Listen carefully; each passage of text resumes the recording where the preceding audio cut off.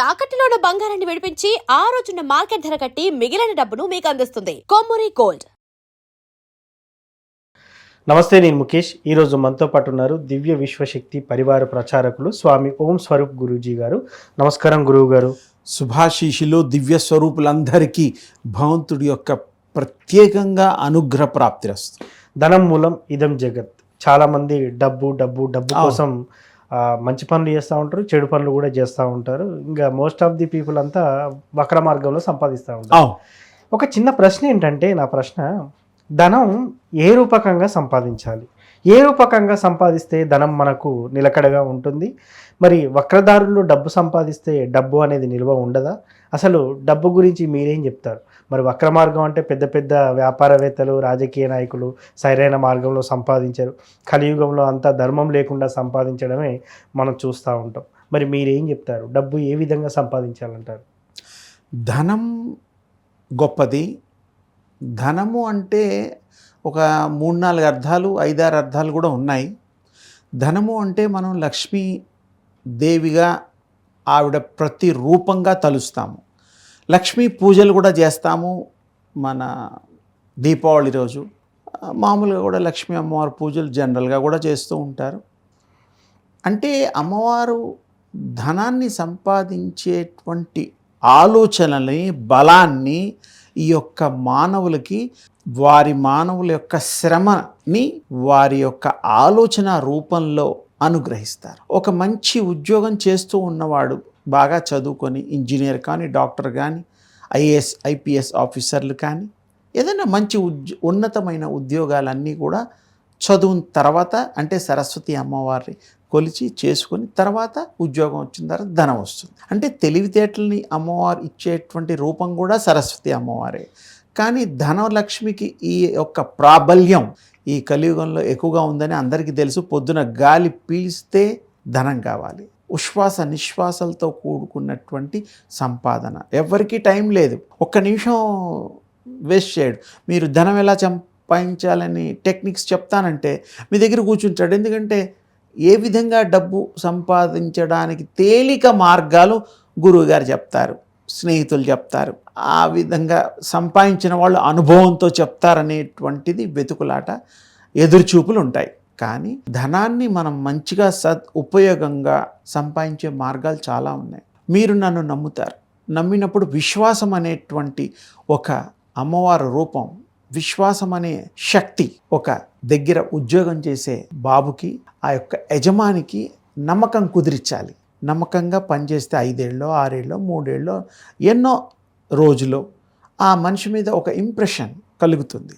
ఉద్యోగం ఒక 10,000 మాట్లాడుకున్న వాడు చేసే కార్యక్రమాలు అవన్నీ చూసి విశ్వాసాన్ని ప్రదర్శించేటువంటి దాని మీద సేటు గారు ఏం చేస్తారంటే, నాయన ఇంకో 2,000 పెంచుతున్నాను, ఒక 5,000 పెంచుతున్నానని పెంచుతూ ఉంటాడు. ఎందుకు? మరి అంత బాగా చేసిన వాడిని చూసుకోకపోతే వాడు ఇంకో చోట పనిచేస్తాడు, ఖచ్చితంగా చేస్తాడు. కష్టపడ్డవాడు ఎక్కడైనా కష్టపడగలుగుతాడు.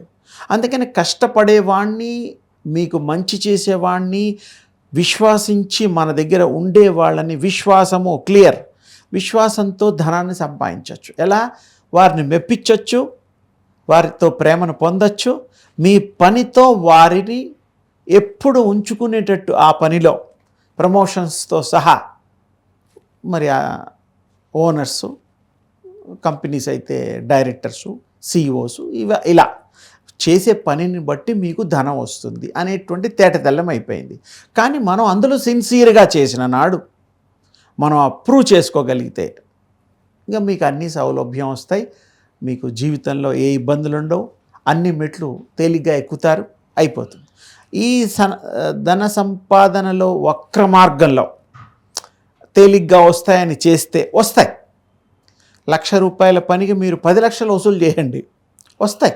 కానీ ఎలా వచ్చిన డబ్బు ఏమవుతుంది? వీరు ఇంకా అత్యాశ ఎక్కువైపోయి అన్నిట్లో ఇన్వెస్ట్మెంట్ చేయడాలు, నమ్మకంగా వేరే అందులో ఇందులో వస్తాయని పెడతాడు. అక్రమంగా వచ్చిన డబ్బు సంగతి చెప్తున్నా. అందులో ఆ కంపెనీ వాళ్ళు ఆ వ్యాపారంలో మునిగిపోతాడు. అవును. అప్పుడు పెట్టేటప్పుడు మునుగుతా కాదు, విశ్వాసం, వాడి నమ్మకం, ఈ వ్యాపారం మార్కెట్ బాగుంది, మరి ఈ ప్రోడక్ట్ బాగా జరుగుతోంది, అమ్ముతుంది, సేల్స్, ఈ యొక్క మరి హర్షద్ మెహతా లాంటి వాడు కూడా మరి గతంలో అందరికీ తెలుసు కొన్ని లక్షల కోట్ల రూపాయలు పాపం ప్రజల నుంచి పెట్టుబడులు పెట్టించి, సరే అది చరిత్ర అందరికీ తెలుసు. మనం ఏది చేసినా షేర్స్ కొన్నా కూడా విశ్వాసం లేకుండా, దాన్ని స్టడీ చేయకుండా మనం అందులో ఇన్వెస్ట్ చేయం ఇన్ జనరల్. అందుకని మనం అదే విశ్వాసం ఎట్లా ఏర్పడుతుంది అంటే, ఎలా బిల్డ్ అవుతుంది అంటే, ప్రజల్లో మామూలుగా సమాజంలో దాని మీద మంచి అభిప్రాయాన్ని బేస్ చేసుకొని, అదే అభిప్రాయము మంచితనం అనేటువంటిది పెట్టుబడి. మీకు ఆ మనిషి యొక్క గుణగణాలు నచ్చాలి, విశ్వాసాన్ని నచ్చాలి, అప్పుడు మీరు నమ్ముతారు.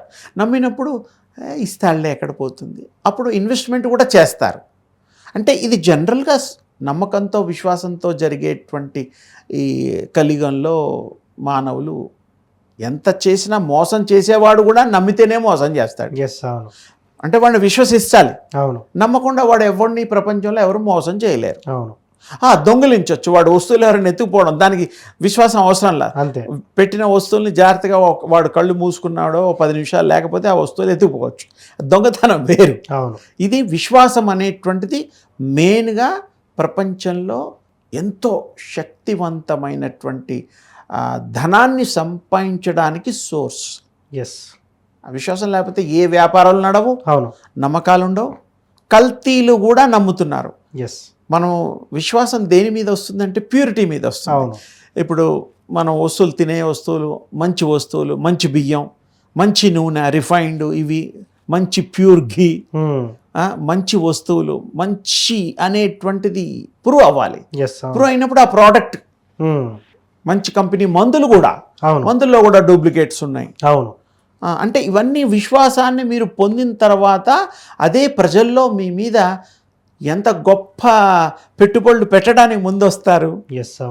అంటే విశ్వాసం చాలా గొప్పది. విశ్వాసం కూడా అమ్మవారి అది కరుణా కటాక్షలతో లక్ష్మి అనుగ్రహం కూడా విశ్వాసంలోంచే వస్తుంది. ఏదైనా స్నేహితులతో ఉద్యోగాలు చేసినా, ఎవరికైనా చెప్పినా, వ్యాపారాలు చేసినా, చదువుకోవడం కూడా, చెప్పేవాడు కూడా, ఇవన్నీ విశ్వాసానికి మారు రూపాలు. అందుకని విశ్వాసాన్ని మనం పొందాలి.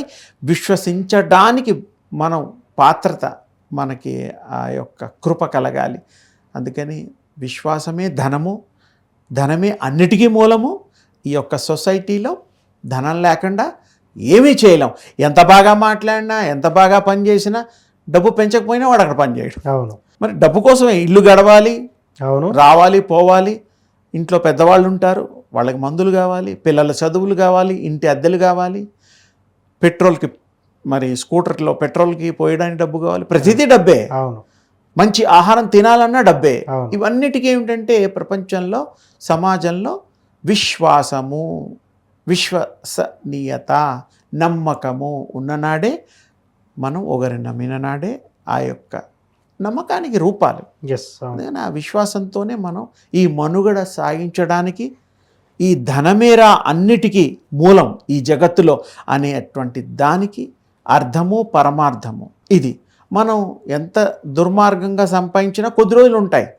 ఆ డబ్బులు ఇన్వెస్ట్మెంట్ రూపంలో ఎలా వచ్చాయో దానికి రెండింతలు పోతాయి. ఇప్పుడు మనం ఎక్కడ ఇందాకే చెప్పాను, ఇన్వెస్ట్మెంట్స్, నాట్ ఓన్లీ ఇన్వెస్ట్మెంట్, మామూలుగా మోసం చేయడానికి కూడా విశ్వాసమే కావాలి. కానీ ఆ ఎదుటివాడిని గుర్తించి, గ్రహించి మనం గనక ప్రవర్తిస్తే తప్పకుండా మరి చెడుగా సంపాదించిన డబ్బు మనకి అనారోగ్యం ఇస్తుంది. Accidents, sudden accidents, heart attacks, ఇవన్నీ వస్తాయి.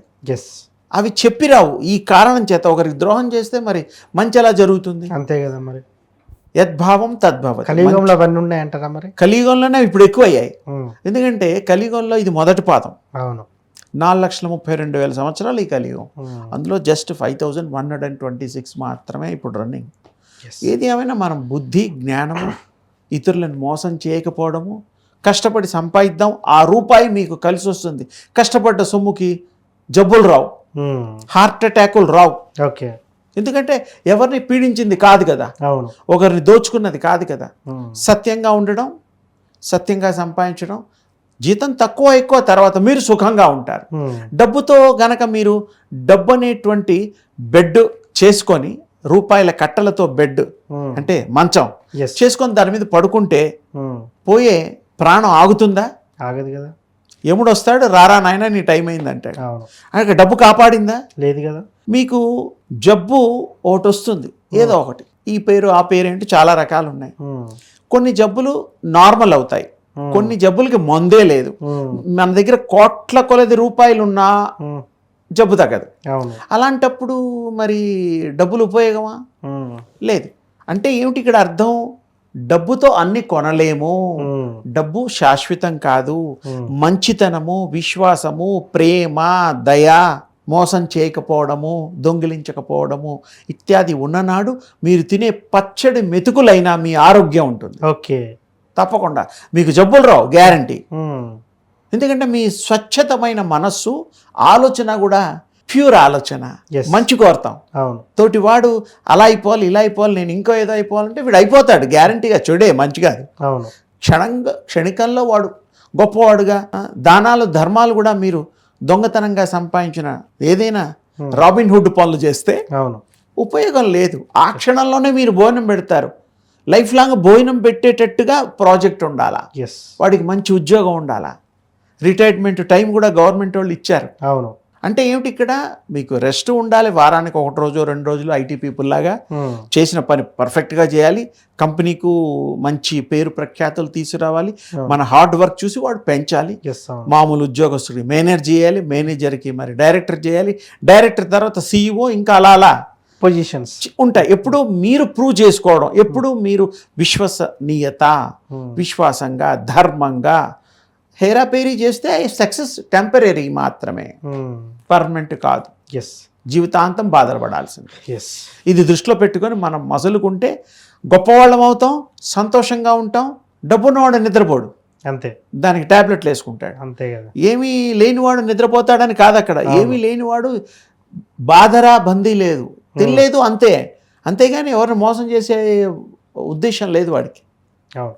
సత్యం పలకడం, సత్యాన్వేషణ, మనం ధర్మాన్ని కాపాడితే అది మనని కాపాడుతుంది. ఎస్. భగవంతుడు సనాతన ధర్మంలో కూడా అదే చెప్పాడు. ఎస్. అందుకని మనం సంపాదిద్దాం, డబ్బు అవసరమే, ఎవరికి చేదు కాదు, అంతే. కావాలి. కానీ సక్రమంగా సంపాదిస్తే మనం సుఖపడతాం. ఒక్కటే ఏమిటంటే పక్క వాళ్ళని చూసి బాధపడొద్దు. వాడు ఇన్ని కోట్లు, నేను వాడు ఒకటే సందులో పుట్టాం, గల్లీలోనే పుట్టాం, పక్కపక్కన ఇంట్లోనే పుట్టాం, వాడు కోటీశ్వరుడు అయ్యాడు, అంబానీ అయ్యాడు, నేను మామూలుగా కూడా సాంబార్ పోసి ఇడ్లీలు అమ్ముకుంటున్నా అంటే కాదు. అవును. మనం కూడా మంచి ఆలోచన, మంచి ఐడియాలజీ, మంచి ప్రజెంటేషను, మంచి ఎడ్యుకేషను, కరెక్ట్ టైమింగ్లో కరెక్ట్గా మనం దాన్ని అనుకరణ, ఆచరణ పెడితే ప్రతివాడు గొప్పవాడు అవుతాడు. ఎస్. కొంతమందికి పూర్వజన్మ సుకృతం కూడా కావాలి. ఇప్పుడు కొంతమందికి ఎంత కష్టపడ్డా డబ్బు రాలేదు అంటే మరి ఇంకా కొంచెం కష్టపడాలేమో. ఎస్. అనుభవాలు వస్తే తప్ప వాడు ఆచరణ చేయలేడు. ఎస్. ఏది ఏమైనా మంచి పనులు చేసే ధనానికి మంచి స్నేహితులు ఉంటారు, మంచి మనుషులు ఉంటారు, ప్రాణానికి ప్రాణంగా ప్రేమిస్తారు. ఎస్. ఇప్పుడు ప్రేమతో నటించే వాళ్ళు ఎక్కువైపోయారు. ప్రేమ లేకుండా కూడా నువ్వంటే నాకు ఎంతో ఇష్టం, నేను నీకు అది చేసి పెడతా, ఇది చేసి పెడతా, అబద్ధాలు. ఎస్. అవును. మానవుడికి గొప్ప విషయం ఏమిటంటే భగవంతుడు 10 అవతారాల్లో 9 అవతారాలు మాత్రమే ఇప్పుడు కంప్లీట్ అయ్యాయి. అవును. దేవుడికి లిమిట్స్ ఉంది, 9 అవతారాలే. మానవుడికి లిమిట్ లేని అవతారాలు ఎత్తుతాడు రోజుకి. అవును. ఇంట్లో లేచిన దగ్గర నుంచి రాత్రి పడుకోయేదాకా ఆఫీసులో అబద్ధాలు, భార్య పిల్లలకి అబద్ధాలు, తల్లిదండ్రులకు అబద్ధాలు, స్నేహితులకు అబద్ధాలు, గొప్ప కోసం అబద్ధాలు చెప్పి మెచ్చుకుంటారు. నన్ను ఒక స్థితిలో ఉండాలి, నన్ను గుర్తించాలనేటువంటి అమాయకపు ఆలోచనతో నిజం చెప్పరు, అబద్ధాలు ఆడతారు. అవును. అవసరమా? అవును. అవసరం లేనివి ఎందుకు ఆడాలి? ఎస్. అవును. అంటే ధనం సంపాదన కూడా రకరకాలుగా, నేను లాటరీ టికెట్ కొన్నాను, నాకు వచ్చింది. ఎంతమంది లాటరీ టికెట్ కొంటే ఎంతమందికి వస్తోంది? మిగతా 100 మందిలో ఒక్కడికి వస్తుంది. ఆ 99 మంది నష్టపోతే కదా వీడికి వచ్చింది. అంతే కదా. మరి వ్యాపారాలు కూడా ఏమిటంటే రకరకాల వ్యాపారాలు ఉంటాయి. ప్రజెంటేషన్, ఆ చేసే తెలివితేటలు, మెళుకువలు మంచివే. వ్యాపారాలు అందరినీ, వాడితో పాటు వ్యాపారం చేసేవాళ్ళు 100 మందికి ఉద్యోగాలు ఇస్తాడు, 100 మందికి భోజనం పెడతాడు, నిజంగా మంచిదే. కానీ ఆ మెళుకువలు, ఇతరులు ఇబ్బంది పెట్టనటువంటి వ్యాపారాలు చాలా గొప్పవి. చాలా ప్రోడక్ట్స్ చాలా ఉన్నాయి, కంపెనీస్ కూడా ఇప్పటికి కూడా మరి తక్కువ ప్రాఫిట్తో వాళ్ళు చేస్తారు. మరి ధనాన్ని సంపాదించడం కోసం ధర్మంగా సంపాదించండి. అది మనకి ఆయుష్ని, ఐశ్వర్యాన్ని, సంతోషాన్ని, పిల్లా పాపల్ని చల్లగా ఉంచుతుంది. ఎస్. సో ధనాన్ని ధర్మంగా సంపాదిస్తే ఎలా ఉంటుంది, అధర్మంగా సంపాదిస్తే ఎలాంటి జబ్బుల ఇంకా బారి ఉండదు, పడతాము ఉంటుంది. అని అది చెప్పేసి- టెంపరీయే. ఆ. అధర్మం అనేటువంటిది టెంపరీయే, Yes. పర్మనెంట్ రిజల్ట్ కాదు. పోతాయి. థ్యాంక్ యూ గురుగారు. అమ్మ శుభం తండ్రి.